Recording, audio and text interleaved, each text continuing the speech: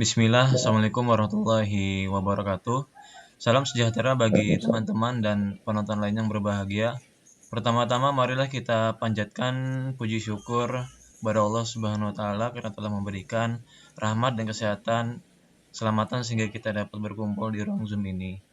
Sebelumnya perkenalkan, nama saya Susul Alfandi Yudianto dengan NIM 031 dan anggota kelompok saya ada Adam Nur Rafli dengan NIM 013 dan Adam Ghifari dengan NIM 016. Adapun topik yang akan kami bahas adalah hasil pengerjaan tugas kami, yaitu perancangan sistem informasi pada sebuah hotel meliputi visi dan misi, kebutuhan bisnis, kebutuhan aplikasi, dan kebutuhan teknologi. Baik, pertama di sini akan dijelaskan oleh saudara Adam Ghifari. Dipersilahkan. Baik, Assalamualaikum warahmatullahi wabarakatuh. Waalaikumsalam. Pada kali ini saya akan menjelaskan untuk bagian visi, misi, dan kebutuhan bisnisnya. Jadi, kelompok kami mengambil bisnis tentang perhotelan, yang dimana kami memiliki visi menjadi perusahaan pilihan utama di bidang hotel terbaik bertaraf internasional. Dalam mencapai visi kami membutuhkan dua misi, yaitu misi pertama ialah geser-geser. Nah, yang pertama misi kami ialah menyediakan pelayanan baik yang berkesan keramah tamahan bagi para tamu, dan yang kedua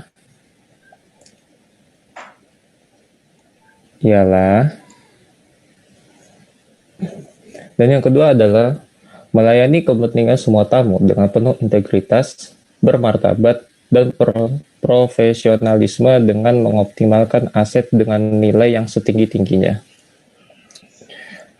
Oke, balik dulu yang pertama.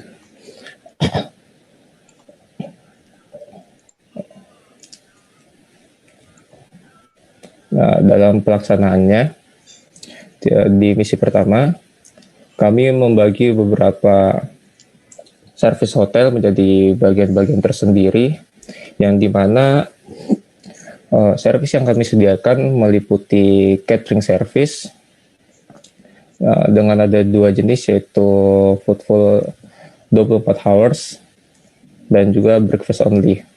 Kemudian ada babysitting atau penitipan bayi, kemudian laundry, bar and drink untuk nightclub, kemudian ada swimming pool, karaoke, hall itu untuk penyewaan acara, kemudian ada wifi yang disediakan oleh hotel, restoran, dan juga pastinya kamar. Di mana kamar itu memiliki keunggulan di bagian suite view-nya. Ada tiga tipe, ada VVIP, ekonomi, private customer only.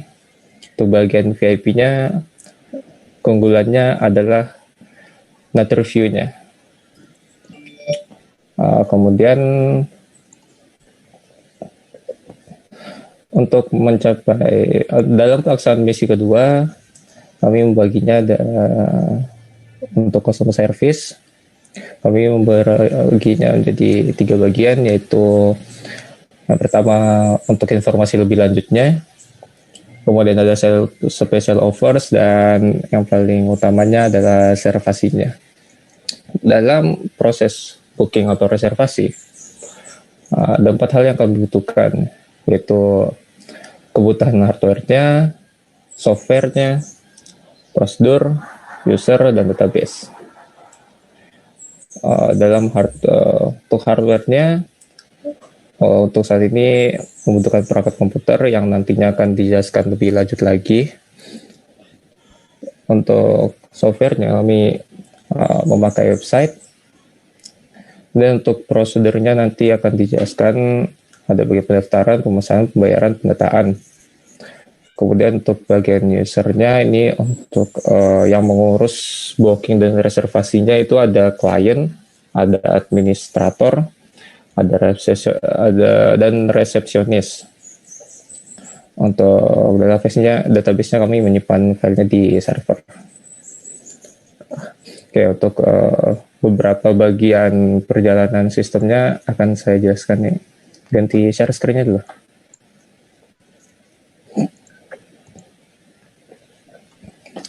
Oke.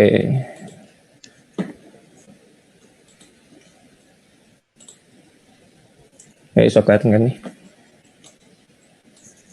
Oke, sudah kelihatan. Oke, baik. Di sini saya akan menjelaskan beberapa. Coba di zoom lagi. Baik, Pak. Iya, Mas. Nah, ini beberapa alur sistem perjalanan sistemnya. Oh, ya. Ini yang mana ini? Ini resepsionisnya. Resepsionisnya di sini ada dua sistemnya, ada pemesanan dan ada pembayaran. Oh ya, ini warna-warnanya ini. Ini untuk bagian yang warna biru ini berarti menjelaskan proses sistemnya. Untuk yang warna merah ini bagian resepsionis yang mengurus, dan ini hijaunya untuk customer. Jadi pertama di bagian pemesanan. Kami memiliki dua tipe pemesanan, yaitu secara online dan secara offline. Nah, kalau online itu lewat website, dan offline itu bisa langsung ke hotel. Dan pertama di bagian hotel, akan disediakan pilihan jenis kamar hotel, kemudian customer memilih jenis kamar yang diinginkan, ada tipe reguler, ada VIP. Untuk yang reguler, ada dua tipe lagi, masing-masing dibagi menjadi 2 orang saja. Ada 2-4, 4-6, 6-8 untuk VIP-nya. Kemudian setelah customer menentukan kamarnya, ini akan ditampilkan dan memberikan status kamarnya apakah kosong atau tidak. Kemudian menampilkan form pemesanan online, customer nanti bakal memilih dan menentukan durasi. Kemudian bakal mengisi form data diri, data-data yang setelah diisi dikonfirm akan masuk ke database di hotel, ya, yang dimana nanti status kamar tersebut menjadi tersewa, status kamar yang dipilih oleh customer tadi. Kemudian di bagian akhir akan ditampilkan harga sesuai pemesanannya dan melakukan pembayaran. Dan untuk bagian offline-nya sama tadi, memilih jenis kamar. Ada 2 tipe, baru menampilkan status. Nah, baru ini resepsionis bakal minta informasi terkait data customer-nya untuk diisi nantinya. Baru customer-nya bisa memberikan identitasnya hanya melalui lisan, memilih dan menentukan durasi, kemudian langsung menampilkan harga sesuai pesanan, dan customer melakukan pembayaran. Nah, ini untuk proses pembayarannya. Proses pembayaran yang pertama akan ditampilkan harganya, diberikan detailnya. Baru 2 tipe pembayaran, yaitu tunai dan non tunai. Kalau tunai, customer memberikan sejumlah uang cash sesuai harga. Kemudian resepsionis menerima uang, memberikan keterangan atau nota. Customer yang nantinya telah membayar akan berstatus telah membayar dan diberikan kartu sesuai dengan kamar yang ditentukan. Kemudian customer dapat kartunya. Untuk non tunai, bagian non tunai dibagi 2 lagi. Ada online dan offline dan online. Kalau untuk offline ini pakai kartu ATM, bisa baru pilih banknya, bank apa yang dipakai oleh customer. Pembayar melalui mesin edisi, mesin gesek itu. Kemudian memasukkan biaya harga, masukkan PIN kartu, baru melakukan pemotongan saldo sejumlah biaya, dan kemudian bukti pembayaran akan di-print. Baru kartunya bakal dikembalikan. Untuk yang online-nya, ini nanti disediakan pilihan berbagai jenis bank. Oh ya, ini online nih yang lewat website. Nanti ada disediakan bank apa yang dipakai untuk bayar, dan memilih dan memproses virtual akun sesuai bank yang dipilih, kemudian mengirim lewat virtual akun tadi. Baru pemotongan biaya, pembayaran bukti. Nah, ini ada penerima biaya pemesanan, perubahan status menjadi lunas. Ini kalau di website. Baru proses tiket nih, tiket secara online, menerima tiket, menunjukkan tiket kepada pihak resepsionisnya ketika di hotel nanti, baru mengkonfirmasi pemesanannya. Kemudian ada hall dan meeting room. Ini jadi satu. Jadi di sini ada dua, ada penyewaan dan pembayaran juga. Untuk penyewaan hall. Nah, pertama diberikan informasi terkait tempatnya. Ada opsi penyewaannya, bisa digunakan untuk apa saja. Baru diberikan informasi tentang tanggal yang bisa digunakan customer, kapan dipakainya, kemudian ruangan yang dapat dipakainya hal yang mana. Kemudian untuk tujuannya, nih customer memberikan tujuannya untuk apa dia menyewa, baru diberikan informasi ini untuk tambahannya ini servis tambahan yang disediakan oleh hotel. Kemudian penentuan layanan penyewaan yang dimana di sini ada mau tipe pribadi atau yang pakai layanan hotel. Kalau layanan hotel ini bersifat opsional, mau atau tidak. Misalnya setelah memilih baru ditentukan tanggal sewanya.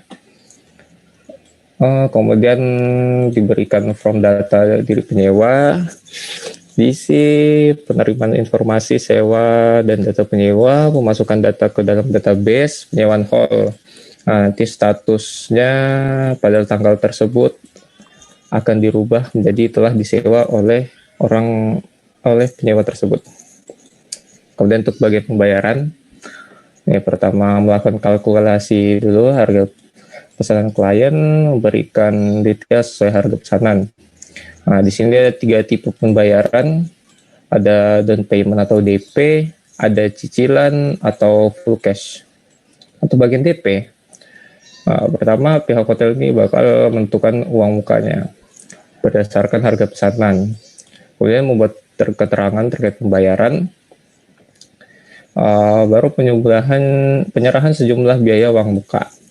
Ini secara langsung, baru penerimaan uang muka dengan pergantian status menjadi telah dilakukan pembayaran. Baru nanti ini keterangan terkait masuk ke database, baru diberikan tanda bukti penyewaan atas nama klien. Kemudian untuk bagian pembayaran melalui cicilan, ini customer memilih untuk menyicilnya mau 1 bulan, 3 bulan, atau 6 bulan.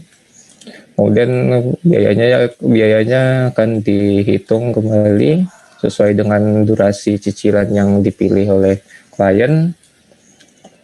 Baru diberikan keterangannya, pergantian status klien menjadi menyicil. Baru diserahkan tanda terimanya. Baru keterangan tadi masuk ke database, baru customer harus melakukan pembayaran secara berkala sebelum tenggat waktunya dan tanda bukti penyewaan terakhir diberikan. Ini untuk full cash, tunai dan non tunai, ini mungkin sama seperti yang proses tadi. Di bagian resepsionis berkas sejumlah uang, menerima uang, memberikan keterangan atau nota, kemudian berstatus telah membayar. Untuk non tunainya, kartu ATM, milih bank, edisi, masukkan PIN kartu, masukkan pemotongan biaya, berstatus telah membayar, nanti semua datanya bakal masuk ke database. Kemudian menerima bukti penyewaan atas nama klien. Dan ini ada, ini terakhir nih, ini tiga. Ini untuk catering service-nya. Nah, jadi di sini cuma ada penyajian. Jadi untuk catering service, pertama melakukan pengecekan jenis kamar yang dipilih oleh customer, apakah dia pilih reguler atau VVIP. Kalau reguler hanya mendapatkan sarapan, tapi kalau VIP mendapatkan makanan full time, secara full time. Pagi, siang, malam. 3 kali sehari. Kemudian pendataan milik kamar bahwa dia telah mengambil porsi jatahnya pada hari itu. Kemudian pemberian data terkait pesanan kamar. Kemudian ada ini pemilihan porsi makan sesuai kamar. Untuk yang reguler ada disediakan 2 tipe, untuk to only dan ini tipe kamarnya. Tipe kamar untuk yang reguler kalau dia milih hanya untuk yang 2 kamar dia cuma dapat 1 piring, 1 porsi. Dan untuk reguler yang tipe kamarnya 2 sampai 4 orang mendapatkan 2 porsi. Kemudian untuk bagian VIP dengan kamar berjenis 4 sampai 6 orang dan 6 sampai 8 tetap mendapatkan seluruh porsinya dalam satu hari. Dan ini datanya nanti bakal masuk ke database bahwa pemesanan pada hari itu telah diambil oleh kamar sekian sebanyak berapa porsi. Kemudian untuk opsionalnya adalah pemilihan tambahan. Pemilihan tambahan yang biasa disajikan tuh baik berupa menu ataupun porsi tambahan. Setelah memilih, nanti untuk biaya tambahnya bakal dikalkulasi, kemudian mengeluarkan rincian keterangan penambahan. Penambahan harus secara langsung, secara tunai saat itu juga. Kemudian data setelah itu akan masuk kembali ke database. Mungkin untuk bagian alur sistemnya ini secara besarnya yang 3 ini yang utama. Kemudian selanjutnya Oke, terima kasih kepada Saudara Adam Gifar atas penjelasannya terkait visi misi hotel. Lalu selanjutnya akan dijelaskan oleh Saudara Adam Nur. Persilahkan. Ya, untuk bentar. Ya, baik untuk ini share screen siapa? Dabar loh. Aku dulu kah yang share screen? Gantian aku kah? Pandi. Oh ya. Okay. Lanjut Dam sambil jelasin. Stop screen dulu tuh. Oke. Jadi di sini saya akan menjelaskan untuk penerapan level aplikasinya. Jadi pada penerapan level aplikasi ini kami melakukan beberapa rancangan sistem, di mana pada tahap rancangan sistem ini kami terlebih dahulu melakukan analisis dari siklus pengembangan sistem, di mana pada tahapan ini itu bertujuan untuk memberikan ketentuan bentuk dari sebuah sistem itu sendiri. Lalu adapun hasil rangkaian atas sistem yang mengusulkan kita itu antara lain yang pertama kita membuat flowchart yang terlebih dahulu. Jadi pada bagian flowchart ini merupakan bagian yang menunjukkan aliran kerja sistem secara keseluruhan. Jadi bagaimana sih alur sistem ini mau dibuat itu seperti apa, dan menunjukkan apa yang dikerjakan di dalam sistem. Ada beberapa alur ya yang di dalam flowchart ini. Yang pertama ada data flow diagram atau DFD, di mana data flow diagram ini merupakan gambaran suatu sistem secara logikal yang tidak tergantung pada perangkat keras, perangkat lunak, struktur maupun organisasi file. DFD sendiri ini berfungsi untuk memudahkan user atau pengguna atau konsumen yang kurang mengerti komputer untuk mengerti sistem yang diusulkan. Oke, jadi pada tahap DFD ini ada 2 konteks diagram, yang mana konteks diagram merupakan gambaran proses kerja sistem secara sempit. Lalu untuk DFD ini ada yang bagian level satunya, yang mana di sini ada normalisasi, merupakan proses pengelompokan elemen data menjadi tabel yang menunjukkan entiti dan relasinya. Tujuan utama dari normalisasi ini adalah untuk mencegah terjadinya insertion anomaly atau kesalahan penambahan data ketika ada meminimalisir kesalahan penambahan data di dalam database.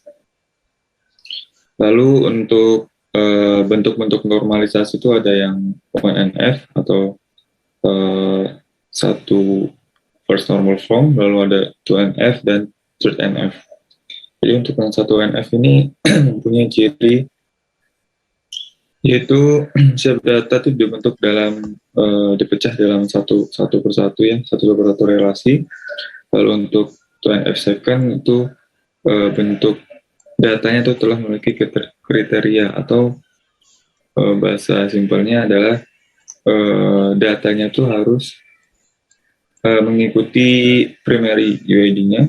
Kalau yang third NF itu untuk menjadi normal ketiga, maka relasi harus dalam bentuk relasi kedua. Artinya sebuah field dalam menjadi atribut biasanya pada suatu relasi tetap menjadi kunci pada relasi lain. Oke, lalu untuk pembahasan kami membuat sistem webnya. Yang langkah pertama adalah pemrograman sendiri, yang mana pemrograman adalah kegiatan menuliskan kode program yang dieksekusi oleh komputer. Jadi kode program ini yang kami tulis, kami menggunakan PHP. Ya, dalam penulisan program ini menggunakan PHP, di mana langkah-langkahnya pertama kita membuat user interface ya. User interface ini kami buat berdasarkan kebutuhan klien juga, di mana klien kan di sini membutuhkan user interface yang mudah dimengerti. Maka dari itu kami memilih untuk menggunakan user interface yang mudah dimengerti oleh klien. Lalu langkah kedua adalah kami membuat database. Database di sini kami menggunakan MySQL ya, karena MySQL sendiri itu dia memiliki kelebihan yang tersendiri. Ada mereka dapat menangani query-query yang sederhana, lalu cukup strong, cukup keamanan. Dia memiliki keamanan yang cukup kuat ya. Hak aksesnya itu bisa diakses oleh secara pribadi. Lalu yang ketiga tuh dia bisa menangani data-data dalam cakupan yang besar. Jadi semisal kita memiliki data yang cukup banyak gitu ya, sampai beribu-ribu, nah MySQL ini mampu menanganinya. Nah selanjutnya nanti bakalan dijelaskan selanjutnya untuk yang database. Lalu langkah ketiga, setelah kita melakukan database, itu membuat, ini opsional sih, maksudnya untuk yang pertama kan kita membuat via website ya, web service. Mungkin untuk kedepannya rancangan tuh bisa menggunakan aplikasi ya. Aplikasi ini nantinya bisa kita install, bisa kita buat install dengan tujuan agar user tuh tidak tidak hanya terpacu oleh satu cara doang, yaitu menggunakan website. Nah, jika semuanya sudah selesai, langkah-langkah selanjutnya setelah program website sudah selesai, database sudah selesai, maka selanjutnya adalah kita melakukan pengetesan pada program, yang mana program ini tuh apakah ada kesalahan-kesalahan gitu. Program itu harus terbebas dari yang namanya kesalahan-kesalahan. Karena itu program itu harus dites untuk mengetahui apa sih kesalahan-kesalahannya yang mungkin dapat terjadi ke depannya. Jadi program itu dites untuk setiap modul dan diberi kode, kemudian dilanjutkan dengan pengetesan untuk semua modulnya. Jadi kesalahan itu apa aja. Untuk kesalahan itu bisa jadi ada kesalahan dalam pemrograman atau syntax errornya, yang mana syntax error ini kesalahan ini terjadi karena penulisan kode program yang diterapkan tidak sesuai dengan prosedur. Mungkin lalu kedua ada kesalahan logic error, di mana ya dari namanya sendiri logika program yang dibuat dan ini merupakan kesalahan yang sangat fatal ya, karena jika kita tidak menyadarinya, hasil yang dapat tuh menyesatkan bagi yang menggunakannya. Jadi semisal ada kesalahan logik tuh pada pemesanan, lalu data yang dimasukkan itu tidak masuk ke dalam database. Nah itu kan juga fatal bagi kita ya. Lalu untuk yang terakhir itu runtime error. Kesalahan ini terjadi pada saat mengeksekusi program dijalankan. Kesalahan ini akan menyebabkan kesalahan proses program nanti saat sebelum selesai pada saatnya. Nah, jadi kalau runtime error ini kesalahan ini terlihat ya, dia bakalan terlihat apakah ada kesalahannya atau tidak. Tapi kalau yang logical error tadi itu benar-benar tidak terlihat, jadi memang harus yang namanya kita teliti. Oke, mungkin untuk perancangan sistemnya sih seperti itu. Jadi untuk sistem hotelnya seperti itu. Jadi untuk website sendiri, yang namanya website itu membutuhkan web service ya. Yang web service ini lalu terhubung dengan database, yang mana database itu memerlukan suatu server. Lalu untuk kedepannya untuk aplikasi sendiri ini adalah sistem level selanjutnya ya. Jadi level setelah website yang telah dibuat, mungkin selanjutnya akan dibuat aplikasi. Oke, mungkin itu saja untuk perancangan level aplikasi. Untuk selanjutnya cukup dari saya. Mungkin untuk peranan level teknologi akan dijelaskan oleh Panji Alvan. Baik, terima kasih atas penjelasannya oleh Saudara Adam. Di sini saya akan menjelaskan penggunaan teknologi di dalam perusahaan. Pada perancangan sistem informasi, ini merupakan sebuah kumpulan dari informasi yang saling terintegritas untuk mendapatkan sebuah tujuan yang spesifik.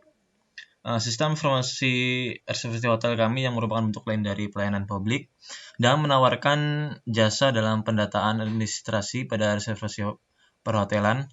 Teknologi yang kami gunakan memiliki fungsi bagi perusahaan, yaitu fungsi operasional, dan teknologi memungkinkan struktur organisasi menjadi lebih ramping karena hampir seluruh bagian perusahaan telah menggunakan teknologi dalam perusahaan tersebut. Selain itu, teknologi juga memiliki fungsi planning dan decision. Lanjut pada jenis sistem informasi ini, perangkat pendukungnya antara lain adalah hardware berupa perangkat komputer dengan dukungan berbagai hardware seperti WiFi, server web, monitor sebagai pendukung kerjaan karyawan, dan juga absen otomatis untuk dukungan karyawan juga. Lalu ada sensor pemadam kebakaran dengan jumlah sesuai dengan kebutuhan di beberapa lantai perusahaan.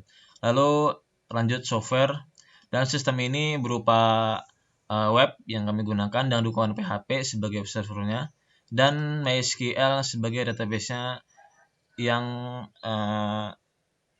digunakan oleh administrator dan front office, yaitu resepsionis.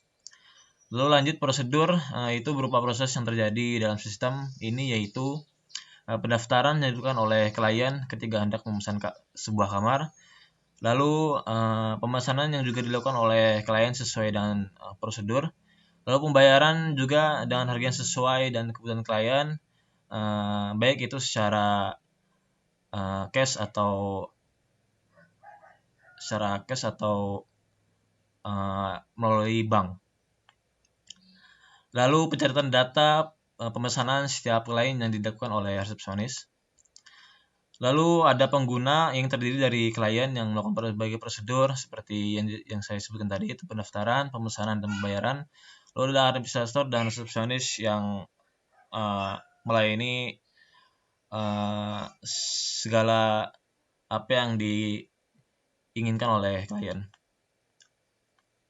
Lalu peran teknologi informasi dalam perusahaan ini, baik perusahaan besar atau sedang, membutuhkan sistem informasi yang dapat mengintegrasikan informasi sehingga dapat mendukung produktivitas perusahaan kami. Lalu penerapan teknologi informasi dalam organisasi ini harus didukung oleh sumber daya manusia yang handal. Oleh karena itu, dalam usaha meningkatkan efisiensi, efektivitas, dan produktivitas, perusahaan kami dapat dilakukan dengan memberikan keterampilan melalui pelatihan pada karyawan. Dan juga diperlukan penguasaan teknologi informasi untuk diaplikasikan kepada seluruh proses dan sistem produksi, dan peningkatan keandalan para manajer sebagai pengambilan keputusan. Lalu dalam setiap kegiatan bisnis kami, parameter produktivitas merupakan salah satu hal utama untuk mengukur efektivitas dalam memanfaatkan seluruh masukan atau input yang dikelola oleh perusahaan dalam menghasilkan output. Produktivitas dapat diukur dengan cara membandingkan jumlah output yang dihasilkan dengan jumlah input yang digunakan. Berikut adalah penggunaan teknologi informasi, yaitu khususnya penggunaan teknologi yang saya jelaskan. Lalu untuk kesimpulan, pada perancangan sistem informasi hotel kami, yaitu penggunaan sistem informasi reservasi merupakan salah satu solusi dalam hal memudahkan resepsionis dalam mempermudah pemesanan kamar bagi pengguna yang di luar area hotel tersebut. Pada sistem informasi reservasi ini juga dapat digunakan untuk mendapatkan berbagai macam informasi mengenai jumlah kamar yang tersedia pada waktu tertentu sesuai dengan keinginan pengguna tersebut. Dan web service sebagai salah satu layanan yang digunakan memungkinkan membantu dalam mengintegrasikan dengan sistem yang lain. Berikut penjelasan kami terkait perancangan sistem informasi hotel kami. Terima kasih atas perhatiannya dan juga kepada audiens yang telah mendengarkan di sini. Demikian akhir presentasi kami, kurang lebihnya mohon maaf dan semoga bermanfaat untuk kita semua. Wassalamualaikum warahmatullahi wabarakatuh. Waalaikumsalam warahmatullahi wabarakatuh.